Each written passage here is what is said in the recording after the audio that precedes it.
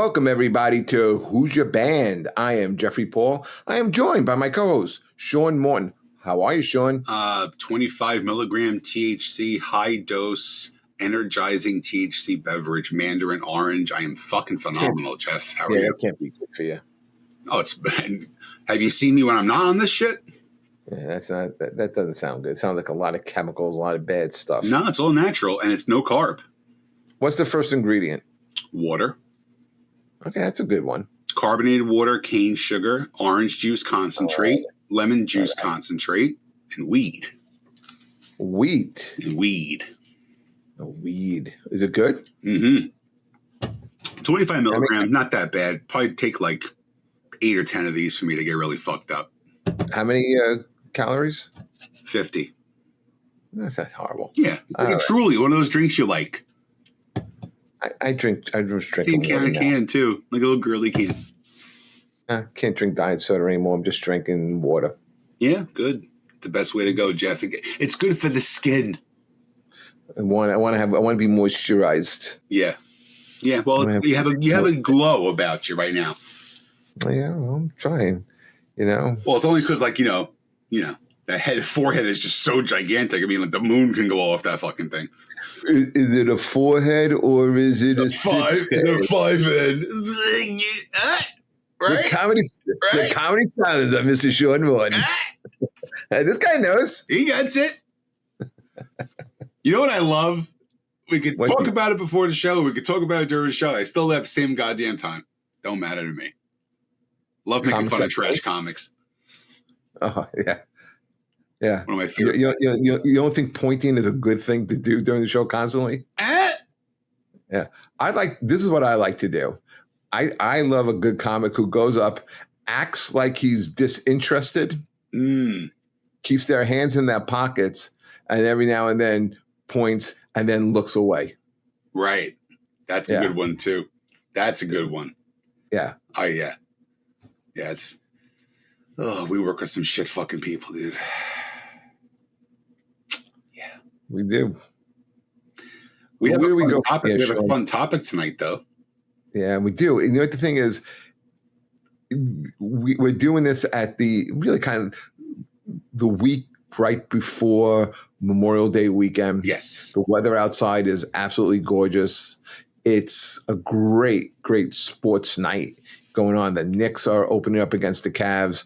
The Mets are playing good again. The Yankees got off the schneid last night. You got hockey playoffs going into the semifinals. I mean, you got a lot going on tonight. Yeah. So kind of getting up for a podcast could be a little hard. It's a little hard. Yeah. Well, but this is going to be a quick one tonight because I hate those stupid things on social media where you let me take a quiz and let me see what my, all that bullshit. But like once in a while, I'll see a meme that kind of like gets me. And this was an actually really cool one because there's really no wrong answer to this. So basically it was a meme that gives you vocals, guitar, bass, and drums. And they give you 6 options for each one, and you had to pick one to build a perfect supergroup. And Adam has this. Adam has the. We'll put it up. Now, I was going to ask you a question, but I know the answer to it already. I was going to say, are we doing this as these people are now, or are we doing this? These guys were all in their prime. In their prime. Okay. 100%. Because let's start with vocals. Mm-hmm. I mean, Axl Rose would be in the conversation. Correct. However, have you heard Axl Rose now? Right. And I like the fact that they went a little bit all over the map with these two. Like they went with the classic rock with Ozzy and Bruce Dickinson and Axl, actually. They went kind of with the new metal with Chester and, the grunge with Chris and more of the metal and then eventually rock with Corey Taylor. So it gives you a good mix of everything. I looked over this list, and there are some tough choices to make. Absolutely. Mm-hmm. At first I'm like, well, I'm going to put together a band that's going to be Iron Maiden, but then you start digging a little bit deeper, and it's like, well, it's not going to be Iron Maiden. So, right. and there's some actual like guys on this list that I guess you didn't want to put all of Black Sabbath in there, but I mean, when you talk bass players, how do you not put Geezer in there? Well, they definitely tried to give a good mix, you know, because it could have been very fucking easy to put like all of Pantera on there too. You know, if you think about it, there's so many bands that are 4 pieces they could have put the whole band on, but I kind of like the way they varied it up a little bit. And I will tell you one thing: I don't think that you will guess my band. All right. Well, let's go with the map on this one. Let's go with vocals first, okay? Yeah, because I think this is the hardest one for me. Okay. And okay, I'm going to do this process of elimination. I love Corey. I love everyone on this. This is why it's the hardest one. I love everyone on the list. I love Corey Taylor. I love him better in Stone Sour. But I'm gonna eliminate him. Okay. For now. Okay. I'm a Black Sabbath was my band growing up. I love Ozzy, even prime Ozzy.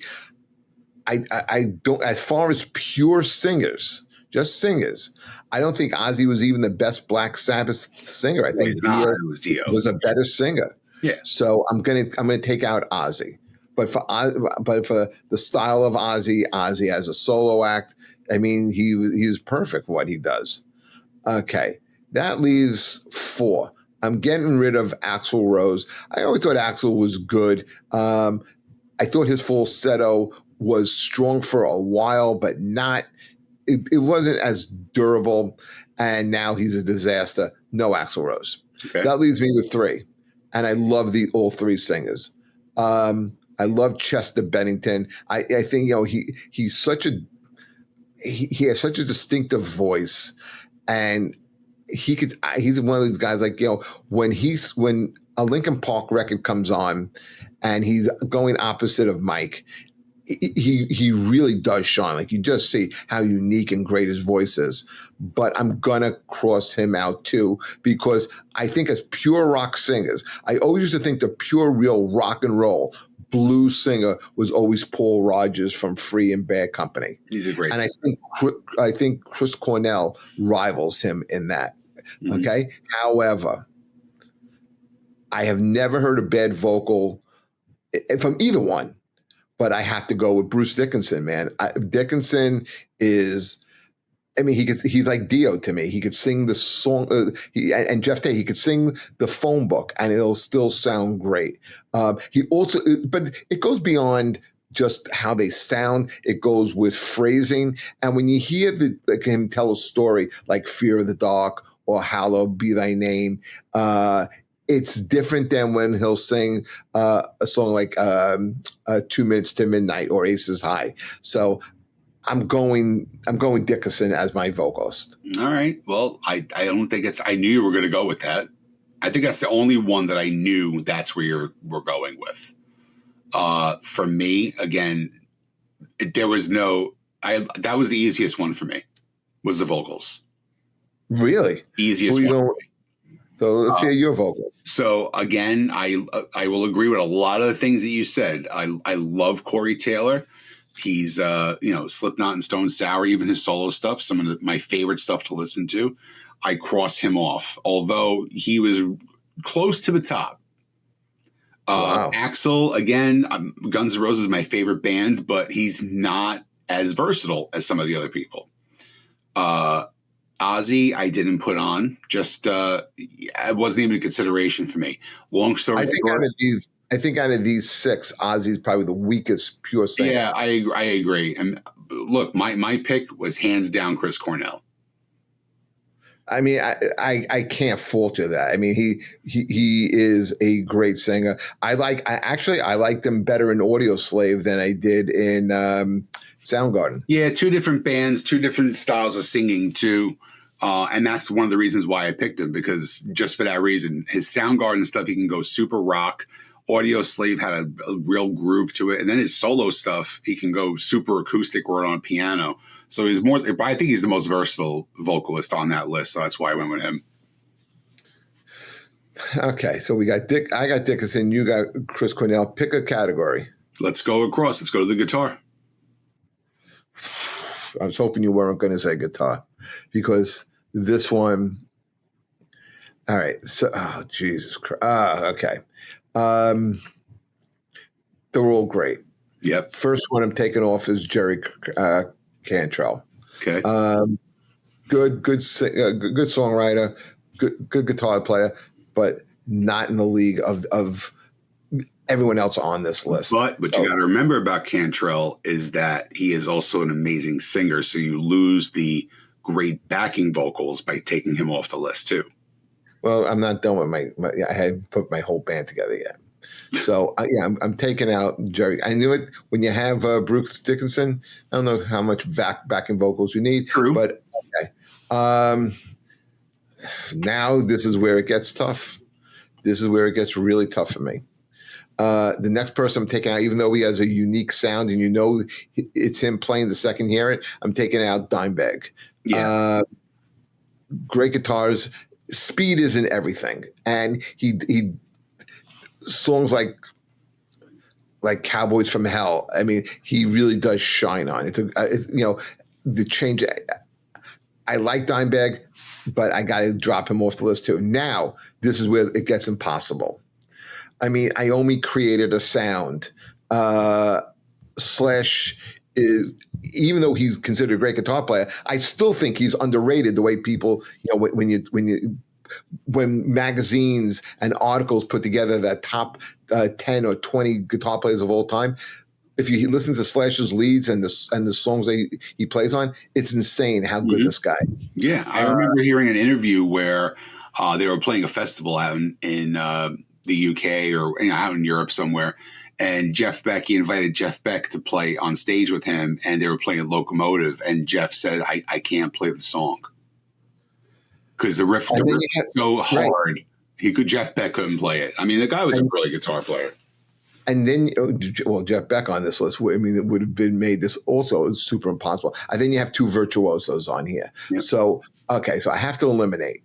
I'm going to eliminate Slash right now. Okay. I mean, you only pick one. It's nothing against him. This is any one of these people in your band, you would have a phenomenal guitar player.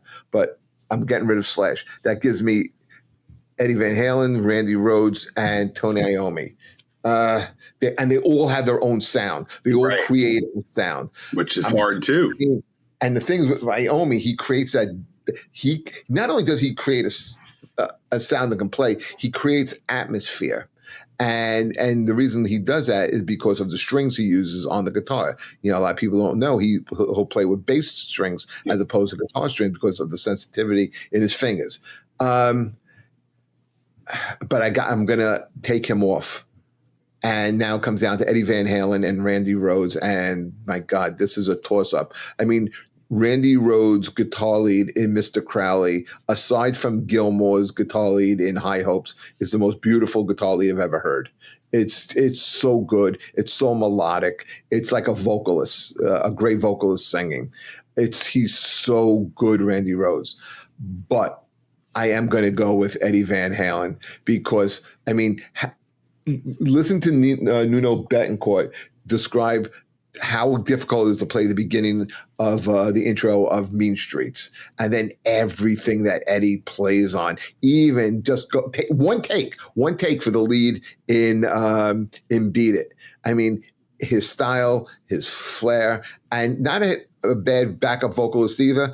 I'm going right now, Bruce Dickinson and Eddie Van Halen. That's a pretty kick-ass start of my band. That is not a bad start. I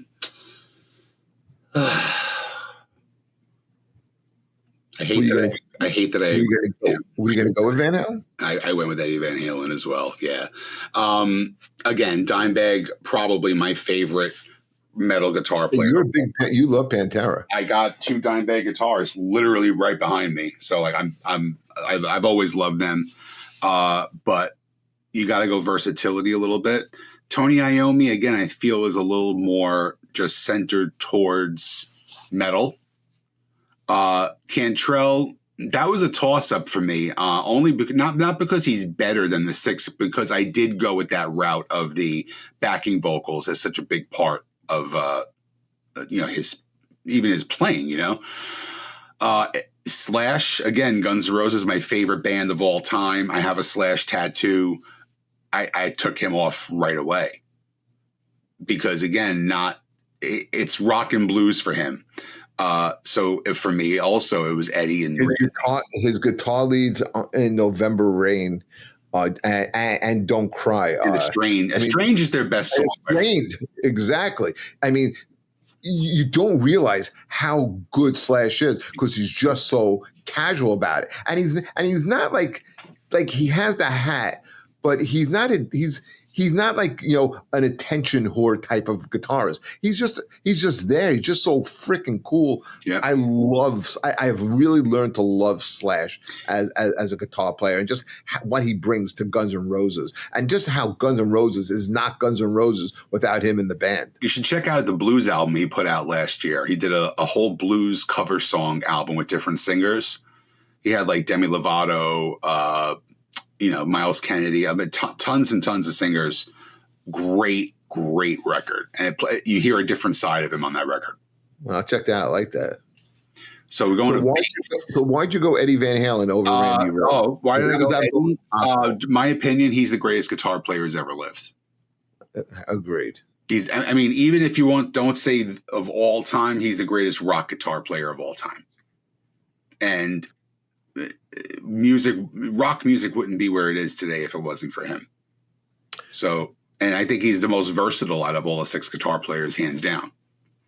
I mean, if you were going to mix it up a little bit, you could have put Duane Allman on this list. You could have put Clapton on this list. You could have put Beck on this list. Jimi Hendrix. Shit. I mean, there's so many great. And then if you just wanted to pick guys who can play, who can add to the band, if we're picking a second guitar player to play rhythm, maybe you'd pick someone like Steve Lukather.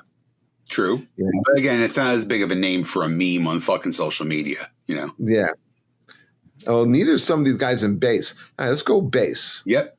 I'll deal with that. All right. So we have Steve Harris, Cliff Burton, Geddy Lee, Fieldy, Justin Chandler, and Dave Ellefson. Okay. First guy I'm taking off, Justin Chandler. Don't know him. Chancellor from Tool. Oh, okay. Oh, all right. That makes life hard. Great band. Okay. Yeah, still taking him off. Tool has a sound, but that's what they have is their sound. Yeah, and also go to a Tool concert. You know what you're going to see? You're going to see like 17 chicks and 20,000 dudes who are 19,000 of them are fucking musicians standing there just staring at them play. Yeah. It's like going to a Dream Theater concert. Bingo. Exactly. Where there would be no chicks. There's no chicks, no. I've actually been to a Dream Theater show at the Vanderbilt in Long Island where there was I love that you did that. 2 chicks. 2 chicks in the whole place. Who'd you go with? Oh, this is 20 years ago. Okay. I wasn't a big deal back then. No. The next guy I'm taking off, I mean, I like Dave Ellefson. I got a nice picture of him downstairs. They signed for me. But I'm going to take him off. That's Megadeth. Right. Yeah, I'm taking him off too. The next 4 are really hard. Now, Fieldy is the guy from Tool. Not Tool, Korn. Korn. Fucking love Korn's sound. The bass on songs like Here to Stay are just so deep. It has that haunting darkness to it. I love the way he plays. I like the style in which he plays, but I'm going to take him off as well. That leaves me with 3 that are tough to pick. I don't think he did it long enough. And I'm going to take off Cliff Burton, from Metallica. And that gives me Steve Harris and Geddy Lee. Steve Harris, part of my favorite band. I love the way he plays. He's cool on stage. But everything that Maiden has is kind of like a gallop. I'm going with Geddy Lee. He could sing. Great bass player. Listen to how he plays on the Overture in 2112, Subdivisions. even like the latest stuff.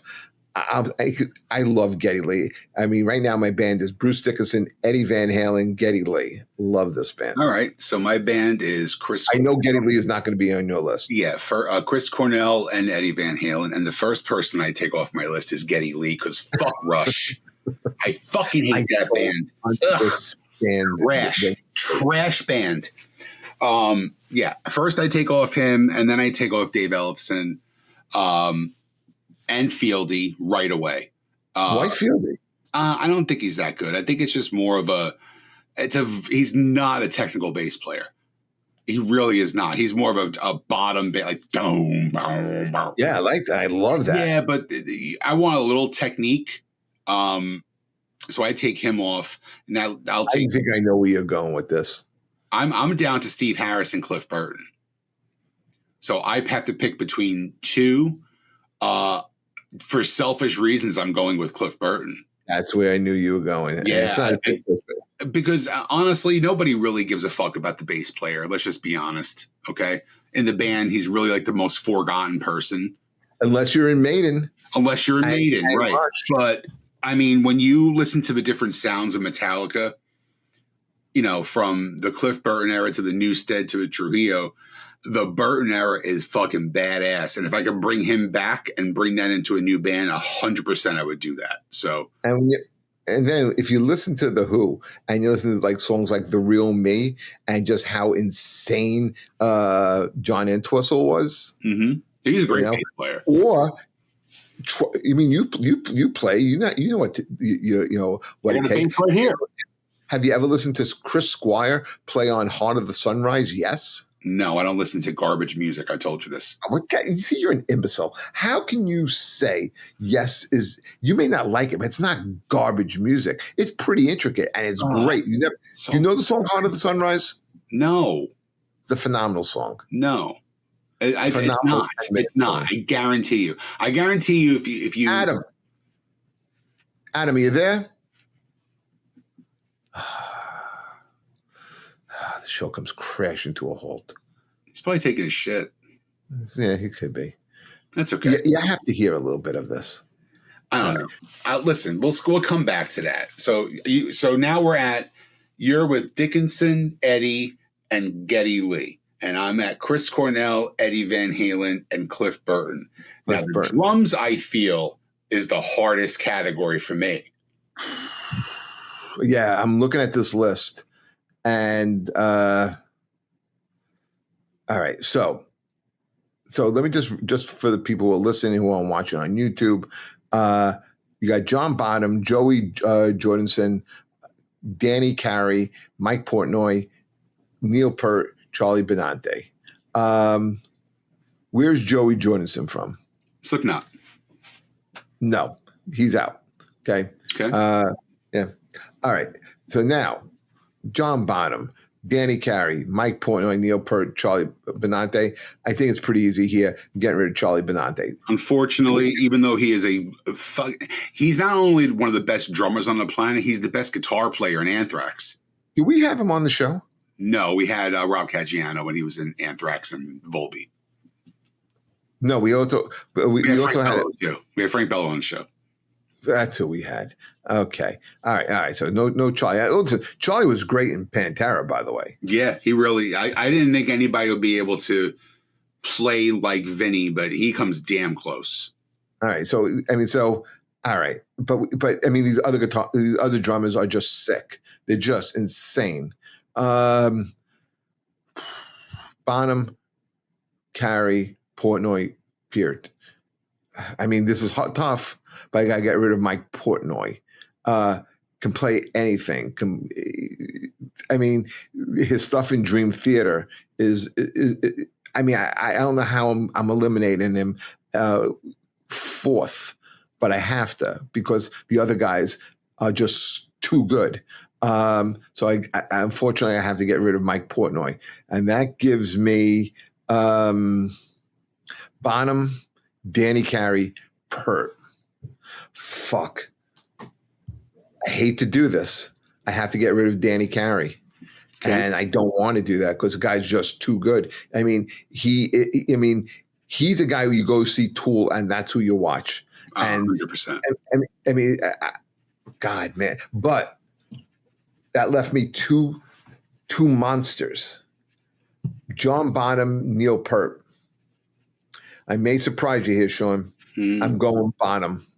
All right, that's a solid pick.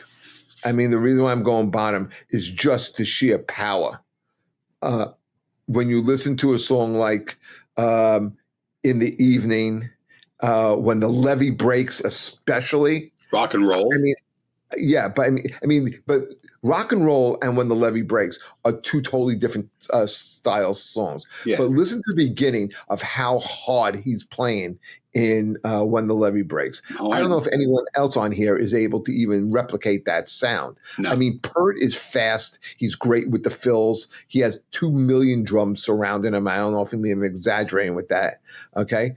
But Bonham didn't need 14 different type of snare drums and toms. He played with basically, what do you have, like a 6-piece set and a gong behind him, and was just fucking off the charts. I'm going John Bonham.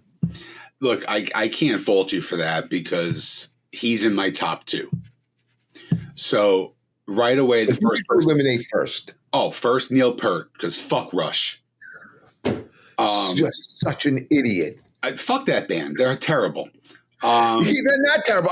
Just like understanding music, you would have to know that Peart is great.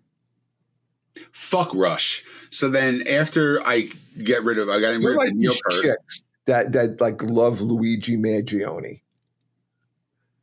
Oh, well, he's a good-looking dude, but whatever.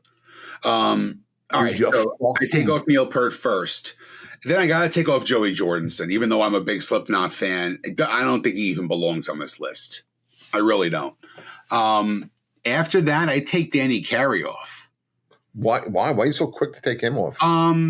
Over Charlie Benante, really? Yeah, Charlie's a power drummer, and I think Danny Carey's a little too fucking complicated for this band that I'm putting together. If that makes sense. I don't think he could slow it down to some of the things I would want this band to do. So I take Danny Carey off. So that leaves me with Bonham, Benanti, and Portnoy. Got to kick Charlie out at this point, even though I love his sound. I've loved it in Anthrax. I've loved it. But maybe going with him. No, he's right up. He's up there. But so then we got John Bonham and Mike Portnoy, and I'm going Portnoy on this. I can't blame you. I mean, I have to because I'm a huge Dream Theater fan, but I'm also a huge Winery Dogs fan, and some of his best drumming is on that. He played with Twisted Sister. He's played with Adrenaline Mob. He's played with so many bands, and I think he's the most versatile drummer on the list. That's the reason why I went with him, because he could play jazz, he could play slow, he could play hard. He plays anything. I mean, then some of the guys are a little more one-dimensional, if that makes sense. But okay, so my final band is Bruce Dickinson, Eddie Van Halen, Geddy Lee, John Bonham. Your final band is who? Chris Cornell, Eddie Van Halen, Cliff Burton, and Mike Portnoy. Yeah, this was kind of like a fun thing to do. Yeah, it was cool because again, there's really, and then the reason I liked it is because like we can bust on each other, but we feasibly can take any one of the 4 in those categories and throw them together, and the band's going to be fucking awesome. And there's no wrong answer to this. It's not like you can say no, you're wrong, because there's no wrong answer, and that's a beautiful thing about this. Okay, so if this was going to be my weakest band, okay? Yeah, we can do that. We could do weakest. Okay. Sure, I'll do that. So, I'm not going to go through the whole list again, but I'll just give you who I would have. I would have gone Corey Taylor. And listen, by the way, weakest band would be an amazing band too. Right. So I would go Corey Taylor. Listen to how great this band is. Corey Taylor, Jerry Cantrell. This is already great. I'm going Justin Chandler. I'm going Justin Chancellor. And I'm going Charlie Benante. Wow, Jeff, we are almost spot on with this. That is a sick band. Yeah, I mean that's your weakest band. That's my weakest band. Right. I mean, we're spot on, dude. Look, I'm going with Corey Taylor as well. I'm also going with Jerry Cantrell. But I'm going with Geddy Lee and Neil Peart because they fucking suck. That band Because they're sucks. in Rush. Yeah, because they're in Rush. So you want the weakest band? That's your weakest band. Something? That would be a great band, though. Yeah, but it's still the weakest band by far. The vocals and guitar carry that band. Well, you would have Geddy Lee singing with. No, you don't need it. You don't need Geddy Lee singing backup. My buddy Jerry Cantrell can sing backup for Corey Taylor. He can just stand in the back, look half dead. Three very good singers there. Although the best singer would be the bass player.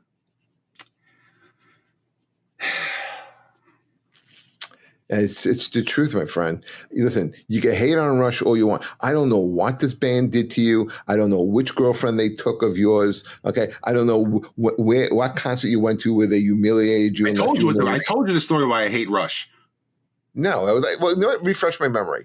Yeah, it was a goddamn battle of a talent night, a band night, and a bunch of us learned a whole bunch of songs. It was the first time I ever played live on fucking stage, and I sang "Cats in the Cradle" by Ugly Kid Joe, "Three Little Pigs" by Green. It's not by Ugly Kid Joe. It's by Harry Chapin. Well, no, I did the Ugly Kid Joe version because it was out when I was in high school.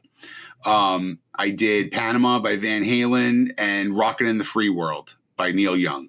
Right, great song. 4 great songs, right? So my friend says, "Oh, I really want to learn. I want to do Spirit of the Radio. I want to sing it." Okay, we all learn how to play Spirit of the Radio, and the fucking guy bailed on the goddamn show. So what does that have to do with Rush? Oh, fuck Rush.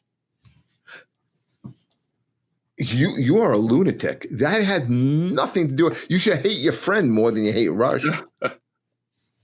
Well, yeah, I do kind of hate him, but that's okay. You know what? I just got an idea for a new topic on the show. What's that? We should, when we mentioned Harry Chapin, we should do the saddest songs. Get a list of 5 of the saddest songs. What's the song that you walk out to before you go on stage? Dreams by Van Halen. That's the saddest song because I know it's coming after.